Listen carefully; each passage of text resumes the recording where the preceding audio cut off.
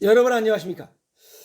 어, 가을 국화꽃 같은 남자 미스터박입니다. 좀 부드러워 보이지 않습니까? 평상시에도 부드러운데 이 옆에 꽃을 갖다 놓고 보니까 더 부드러워 보이지 않습니까? 어떤 분이 문 앞에다가 이 국화꽃 요거 한 다발을 놓고 가셨습니다. 그러면서 뭐 건강하게 지나시라 이렇게.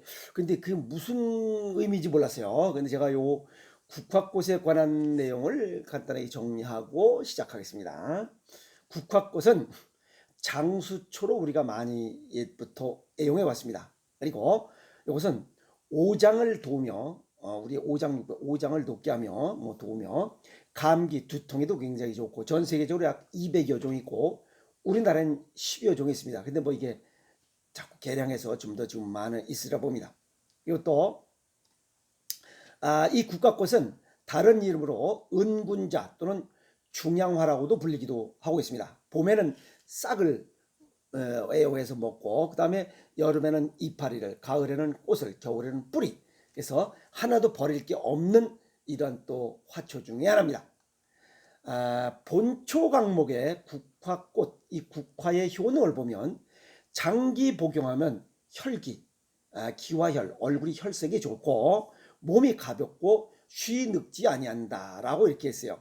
그리고 위장을 편안하게 하고 오장을 도우며 사지를 고르게 한다. 즉 혈액순환이 원활하게 된다, 이렇게 말씀을 드릴 수 있고, 감기, 두통, 현기증에 뭐 좋다, 이렇게 말씀을 드릴 수가 있습니다. 뭐 이렇게 정리할 수가 있죠. 그래서 이러한 효과를 보려면 어떻게 하면 좋냐? 이 국화꽃을 그늘에 말려서 약 10g 정도 물에다 넣고 차로 꾸준히 먹으면 이와 같은 효과를 얻을 수 있다. 뭐 주로 이제 국화주, 국화 뭐 전, 국화차 여러 가지인데, 요 국화주를 담글 때는 여기 요 황국화, 요 붉은색 요 황국이 굉장히 더 좋습니다. 향기도 좋고 또 이게 뭐 칵테일 쫙 이런 냄새, 그런 색깔도 나고. 그리고 이 국화는 일단 한 송이에 꽃잎이 많습니다. 이 꽃잎이 많은 것은 양기가 많다는 뜻이고, 이 노란색은 태양을 의미합니다. 그리고 한 뿌리에 여러 개 가달이 나오고 거기가 또 이렇게 많은 이 꽃잎을 갖고 있어서 이건 아주 양기 덩어리 중에 덩어리입니다. 그리고 또 가을에, 추운 가을에 피는 꽃이 없습니다. 전부 다 봄에 피지. 근데 이거 가을 추운 겨울에 이렇게 꽃을 피운다는 것은 양기가 굉장히 강할 때만 이 꽃을 피웁니다. 그래서 이 국화는, 가을 국화는 굉장히 양기가 많은 우리 사람에게 아주 유용한 그런 화초 중에 하나다, 이렇게 정리할 수가 있습니다. 신이 꽃을 만들 때 제일 먼저 만든 꽃이 뭐예요? 코스모스입니다. 코스모스를 보면 볼품이 없죠. 뭐 꽃대도 흐느라고 뭐 별 볼품이 없어요. 그 볼품이 없는 것을 보고 만들고 수정 보완해서 맨 마지막에 만든 꽃이 이 국화입니다.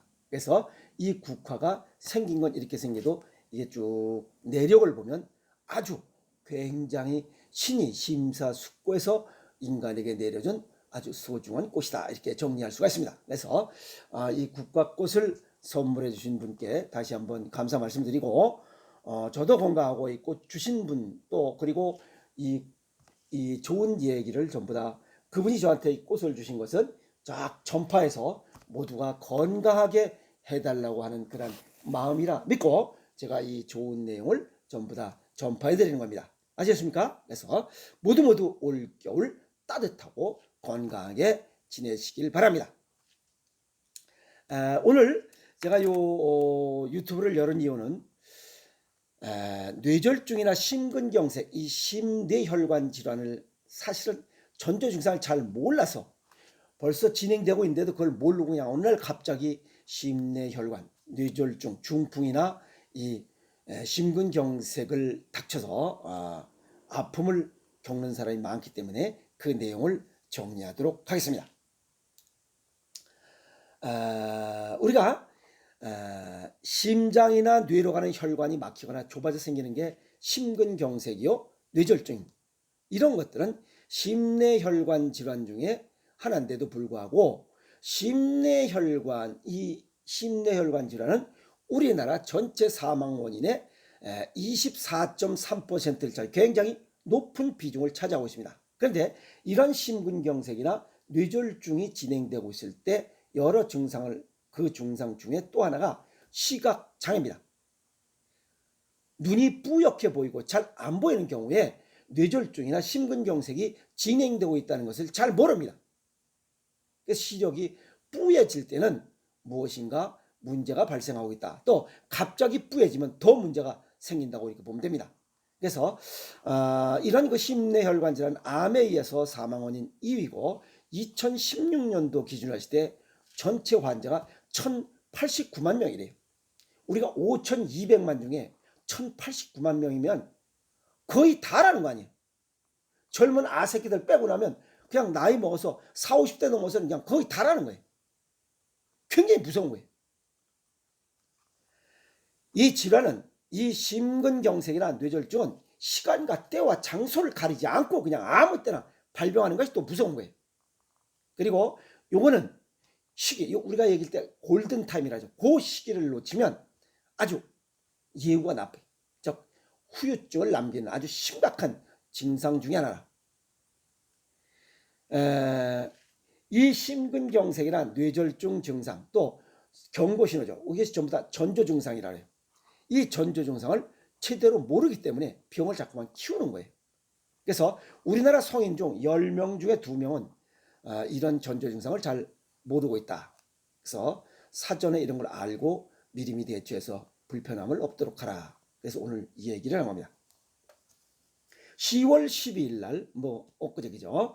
공중보건 분야 국제학술지 최신호에 따르면 국제성모병원 연구팀이 2017년도 사회건강조사에 참여한 성인 22만 8,240명을 분석한 결과 뇌졸중의 경우 그냥 응답자가 창란, 언어장애, 안면시각장애가 주요 증상이다라고 하는 것을 80.4%가 알았고 주요 그 다음에 시각장애 이것이 뇌졸중의 중풍 발생의 주요 전조 증상이라는 것을 아는 사람은 약 60%밖에 안 됐다.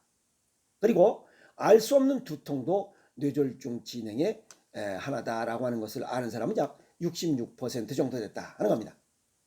또 심근경색의 경우 83%는 가슴 통증, 압박감이 있다는 것을 알고 있으나 여기 팔, 어깨 부의 통증이나 불편함이 이 심근경색의 주요 증상이다라고 하는 것을 알고 있는 사람은 약 53% 정도밖에 몰랐다는 거예요. 안면부, 그 다음에 등가죽의 통증 이것도 전부 다 심근경색의 주요 증상이다 하는 것을 아는 사람은 63% 정도였다 하는 겁니다. 자세히 잘 모르는 거죠. 이런 연구팀은 뇌졸중과 심근경색이 치명적이라는 사실을 알면서도 응답자 중에 대다수는 중요한 부분만 알고 그 외의 증상은 잘 알지 못하고 있었다 하는 겁니다. 또 얼마나 또 웃긴 얘기냐면 뇌졸중의 경우 이 중풍이 발생하면 119를 불러서 빨리 조치를 해야 되는 게 좋다라고 하는 게 79%, 병원에 가서 진단받는 게 14%, 가족에게 연락하는 거 5.3%, 한의원에 간다 0.8%. 심근경색의 경우 83%가 119를 호출하고 또 병원에 직접 간다 12.4%, 가족에게 연락한다 4.4%, 한의원에 간다 0.6%. 중풍이나 이 심근경색 그냥 119로 빨리 호출해서 빨리 가는 게 제일 우선입니다.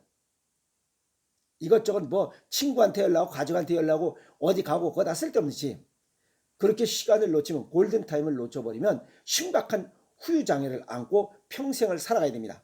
아시겠습니까? 그런 일이 없도록 하세요. 그러면 이런 심내혈관 질환에 대한 공공교육이나 전문교육 그 다음에 대국민 캠페인이 아주 시급한 정도입니다. 전부 다 이런 걸 알면 좀 더 빠른 시간 내에 예방하고 조치할 수 있지 않나 이렇게 봅니다. 그래서 뇌졸중의 증상을 정리해 드리겠습니다. 뇌졸중, 중풍이 시작하면 언어마비, 사지 위축, 창란, 언어장애, 안면 시작 잘 알아보지 못해요. 그 다음에 시각장애 한쪽이 뿌옇거나 양쪽이 다 뿌예. 그 다음에 어지럼증, 보행장애, 균형적 감각이 잘 제대로 걷질 못해. 그 다음에 원인을 알 수 없는 두통, 그리고 앞이 안 보이고 좌우 혈압차가 16 이상 돼. 120에 80대 그 동맥혈관의 혈압차가 120, 80 할 때 그 120짜리가 좌측과 우측 팔을 재서 16 이상 나면 중풍이 진행되고 있다 하는 거고, 또 갑자기 욕이 심해지거나 짜증이 심해지는 경우 여기에 좌측 팔의 혈압이 16 이상 난다. 어김없이 중풍이 진행되고 있다. 이렇게 보시면 됩니다.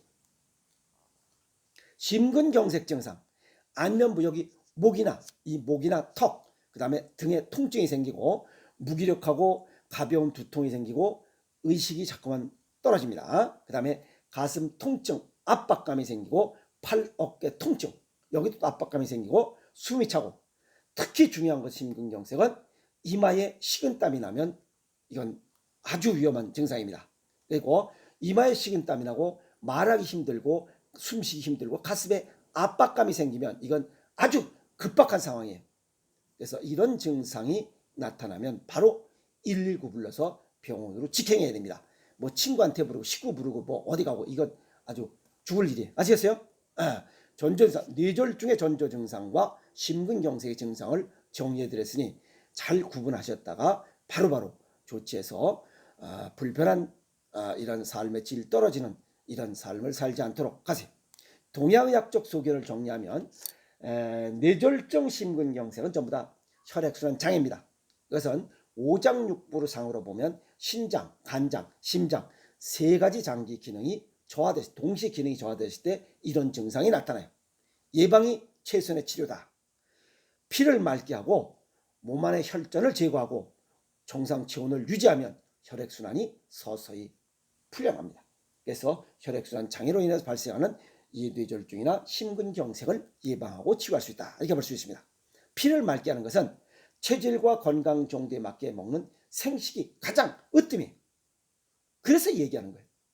두 번째는 혈전을 제거하고 이 부항사율이 가장 좋죠. 여기서 왜 생식을 강조하냐면 미국에서는 이런 심내혈관 질환, 뇌졸중, 뇌경색, 심근경색, 동맥경화 같은 이런 심내혈관 질환들은 병원에서 6개월 동안 NRC 식사에서 생식을 처방해.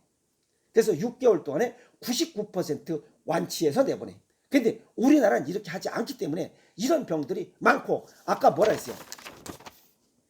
심내혈관 질환은 우리나라 전체 사망 원인의 24.3%.